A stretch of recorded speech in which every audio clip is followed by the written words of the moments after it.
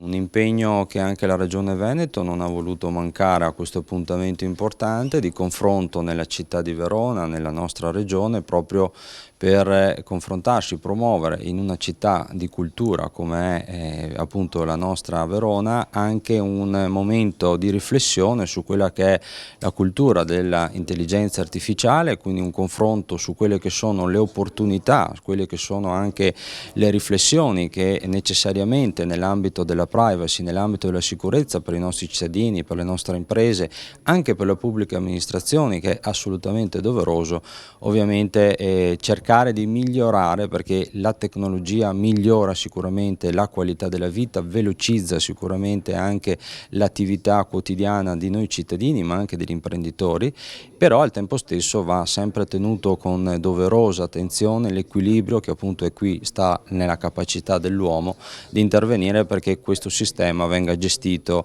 e non crei ovviamente da quelle che sono grandi opportunità o delle grandi difficoltà. E credo che la sensibilizzazione che sta facendo AICA con questo tipo di congresso e con quell'attività che svolge quotidiana vada esattamente in questa direzione.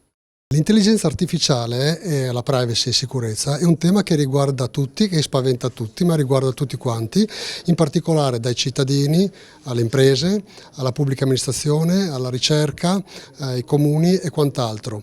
Troverete delle risposte il 27 e il 28 a Verona. Questo mese faremo appunto il congresso, il 60° congresso di AICA, che riguarda proprio queste tematiche con delle importanti aziende,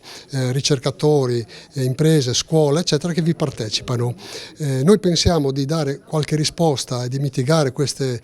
insicurezze attraverso le nostre certificazioni, tant'è che presenteremo la nuova certificazione ICDL Intelligenza Artificiale insieme anche all'ICDL Cyber Security, che porteranno alle imprese, ai ragazzi e soprattutto a tutti i cittadini la possibilità di certificarsi e quindi avere un uso consapevole di queste tecnologie. Il congresso si indirizza a tutti sicuramente, dagli insegnanti agli imprenditori, ma anche ai cittadini interessati a queste tematiche. C'è un'iscrizione gratuita da effettuare e poi potete entrare al congresso liberamente.